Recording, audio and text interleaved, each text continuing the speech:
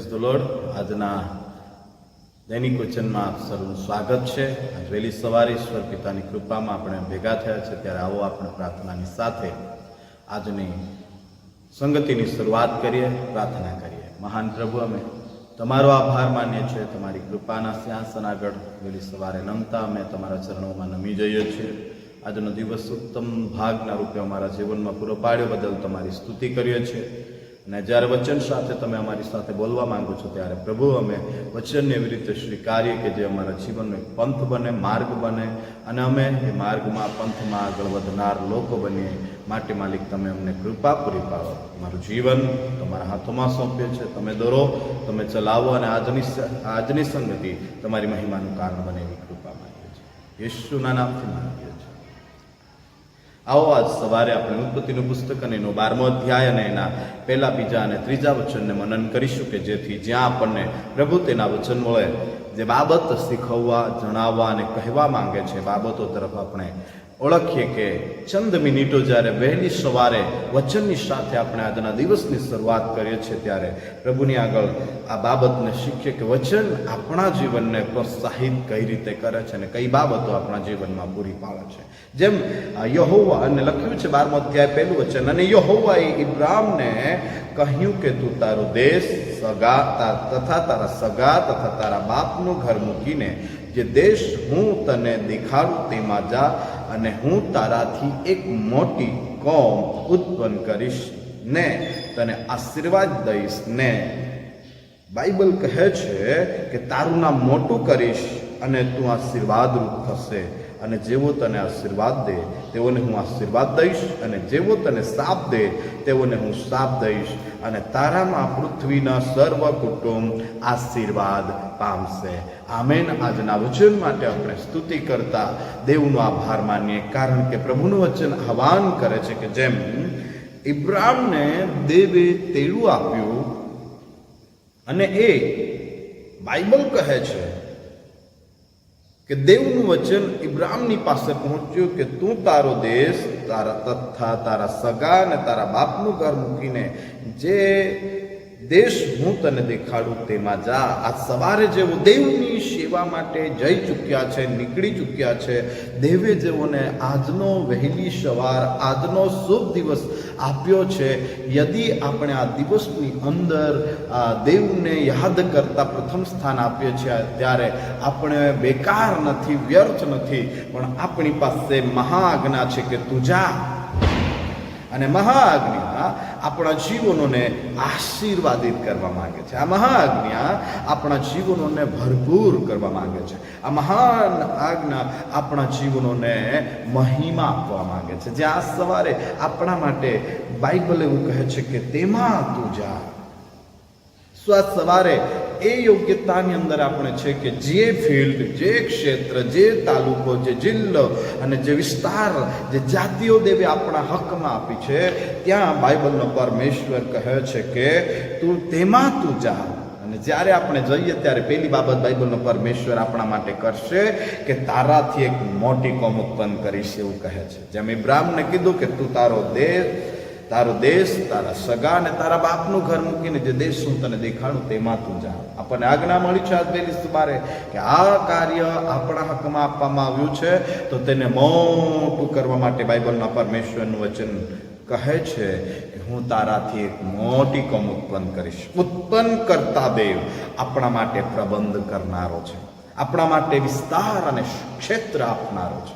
આ સવારે મન કચવાયા વગર ઈશ્વરની અદ્ભુત સેવા માટે, જે નાની હોય કે મોટી, પણ દેવે કહ્યું છે કે મોટી કોમ ઉત્પન્ન કરીશ. મોટો વિશાળતા પરમેશ્વર આપણા માટે આપવા માટે જઈ રહ્યો છે. વિશાળતા પરમેશ્વર આપણા માટે પ્રબંધ કરવા માટે જઈ રહ્યો છે. તો સવારે આ પહેલી બાબત નિશ્ચય કરીએ કે પ્રભુ મારા જીવન થકી એક મોટું કાર્ય કરવા માંગે છે. બીજી બાબત બાઇબલનો પરમેશ્વરના વચનમાં લખ્યું છે કે હું તને જે દેશ હું તને દેખાડું તેમાં જા.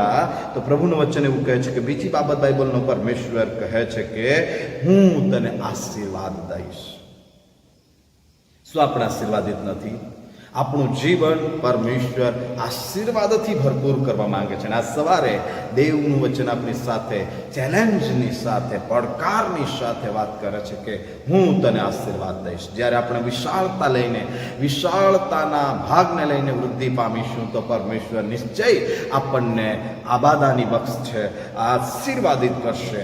ના તો પરમેશ્વર આપણને છોડનાર છે, ના તો ત્યાગનાર છે, કારણ કે તેણે વાયદો કર્યો છે કે આ બીજી બાબત હું તને આશીર્વાદ દઈશ. ઇબ્રાહિમ દેવની કૃપાના ભાગને પ્રાપ્ત કરે છે અને એના માટે આ બીજો મુદ્દો બહુ જ મૂલ્યવાન, બહુમૂલ્ય, અતિ મૂલ્યવાન છે કે બીજી બાબત કે આશીર્વાદ દઈશ. શા માટે? દેવનું વચન આપણા માટે આહ્વાન કરે છે કે આશીર્વાદનો ભાગ એવો અદ્ભુત અને અનમોલ છે કે જેને સમજવું, જેને ઓળખવું, જેને માનવું અને જેને પામવું એક વ્યક્તિત્વ માટે જરૂરી છે.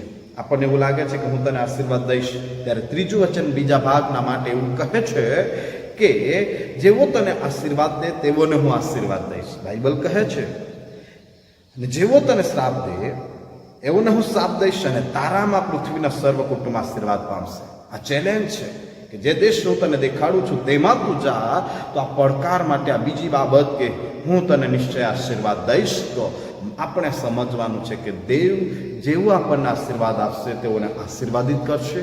બાઇબલનું વચન આપણને પ્રોત્સાહન કરે છે કે જેવો તને શ્રાપ દે તેઓને હું શ્રાપ દઈશ.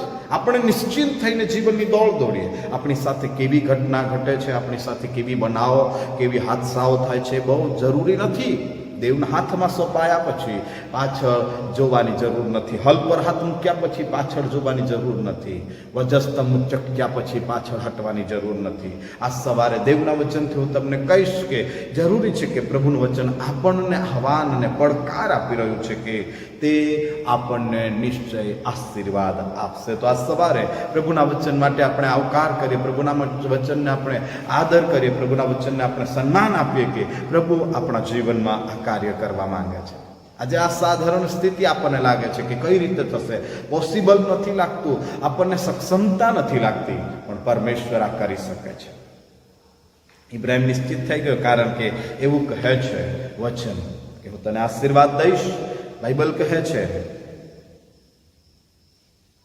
હું તને આશીર્વાદ દઈશ અને વચનની ઓળખ એવું કહે છે કે તારામાં પૃથ્વીના સર્વ કુટુંબ આશીર્વાદિત થશે. આ મહત્વપૂર્ણ ભાગ છે કે તારામાં પૃથ્વીના સર્વ કુટુંબ આશીર્વાદિત થશે. આ સવારે દેવના વચનને આદર કરતા, દેવના વચનની આગળ નમતા આપણને એવું સન્માન લાગે છે કે પ્રભુ નિશ્ચય આપણી જોડે તેનો વ્યવહાર કરશે. શું છે દેવનું વચન? સર્વ કુટુંબોના આશીર્વાદ આપશે, તેઓને આપણા આધીન કરશે, દેવના વચનની આગળ નમાવશે. બાઇબલનો પરમેશ્વર તેઓને દરેક કન્ડિશનમાં, દરેક પરિસ્થિતિઓમાં યોગ્યતાઓ આપશે અને તેઓને પણ આપણા દ્વારા તેઓને મહિમાવાન કરશે, આશીર્વાદિત કરશે. તો આ સવારનો આજનો દિવસ આપણા માટે દુઃખદાયક નથી, કષ્ટદાયક નથી, સંઘર્ષનો જ નથી. આજ સવારનો દિવસ આપણા માટે આશીષનો છે કે આપણા દ્વારા અનેકો કુટુંબ આશીર્વાદિત થશે. ત્રીજી બાબત મહત્વપૂર્ણ એ છે, ઇબ્રાહિમને જ્યારે દેવે દેવું આપ્યું, આ સવારે એ જ બાબત દેવ આપણી સાથે બોલે અને દેવ આપણા જીવનમાં કરે કે બીજા વચનની બાઇબલના વચનની અંદર બાઇબલનું વચન એવું કહે છે કે ત્રીજી બાબત બીજા વચનની અંદર, ને તારું નામ મોટું કરીશ અને તું આશીર્વાદરૂપ થશે. દેવ એ સ્થાન આપશે કે જે દેશ હું તને દેખાડું એમાં આપણે જવાની વાત કરીએ અને જ્યાં આપણે નિશ્ચય કરીએ તે દર્શનને લઈને ચાલીએ, લક્ષ્યમાં રહીએ અને યોગ્યતાની અંદર, જેમ પાઉલ કહે છે કે નિશાના ભણી દોડતો ચાલ્યો જાઉં છું, એ મંજિલ તરફ દોડવાની ઉત્કંઠા યદી આપણામાં છે. તો આ સવારે હું તમને કહીશ કે દેવે વાયદો આપ્યો છે કે હું તારું નામ મોટું કરીશ અને તું આશીર્વાદ રૂપ થશે. હું તારું નામ મોટું કરીશ અને તું આશીર્વાદ રૂપ થશે. કોને? આપણને કહેવામાં આવ્યું છે. આ સવારે આપણે પ્રભુના વચનને માન અને સન્માન આપતા સ્વીકારીએ કે પ્રભુ મને ઊંચાઈઓ પર લાવશે. કારણ કે ભજન સંહિતાની અંદર ગીતશાસ્ત્રના પુસ્તકમાં આ બાબતની ઓળખ આપવામાં આવી છે કે જે લોકો દેવ તરફ જુએ છે એના મોઢાને કદી પણ તે ઝંખવાના પડવા દેતું નથી. બાઇબલ એવું કહે છે, રોમિયોના પત્રમાં લખવામાં આવ્યું છે, દેવ આપણા પક્ષનો તો આપણી સામે કોણ. રોમી 8 ની અંદર લખવામાં આવ્યું છે કે દેવના પ્રેમથી આપણને કોણ જુદા પાડી શકે.